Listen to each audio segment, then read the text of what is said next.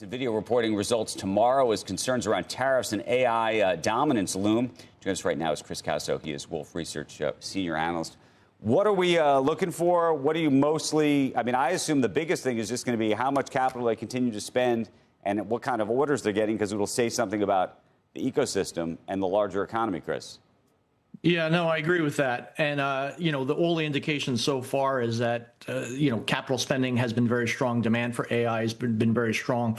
We certainly expect management to address that. On the numbers for the quarter, the big issue is the China export restrictions that have been in place. And, we have that dialed in a little over a $5 billion per quarter revenue impact. The street understands that. Buy side investors understand that. The sell side's been a little slow to adjust numbers. So, there is some estimate risk just because of where the estimates are.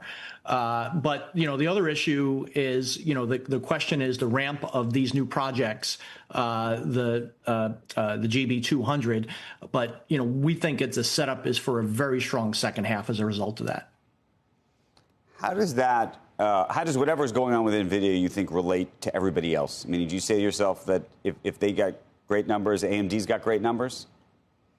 Well, AMD's in a little bit of a separate situation. They also had the China issue this last quarter, and numbers came down as a result of that. But in the case of AMD, it's really a question of, they also have a new product coming in the second half of the year, and they're the number 2 guy in the market. So, and the other factor is that most of these hyperscalers are also doing their own custom chips as well. So, the question really is kind of on one side, it's Nvidia being the leader, and, they're going to be the main beneficiary of demand in our view. On the other side, it's these custom chips and how much they ramp up. And for AMD, it's more of a question of kind of being in the middle and how much demand is left for them with those two things on the edge.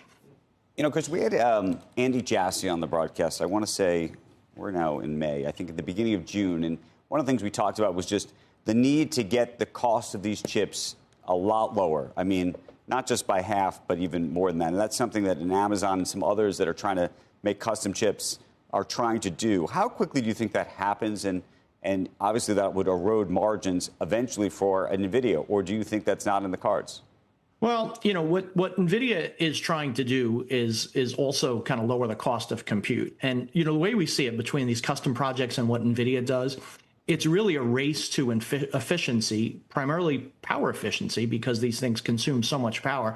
And then it's more about not just the price for the chips, but how much compute you get for each chip. We did actually a return analysis last week, and what we were finding was for a GB200 data center, 100 megawatt data center, the return in our base case assumption was about 38% over a 5-year period. So actually, what we're finding is actually the returns for the business models here are very strong. I agree, driving the cost down is really important because demand is going up so much. But right now, it's actually a pretty good value proposition even today.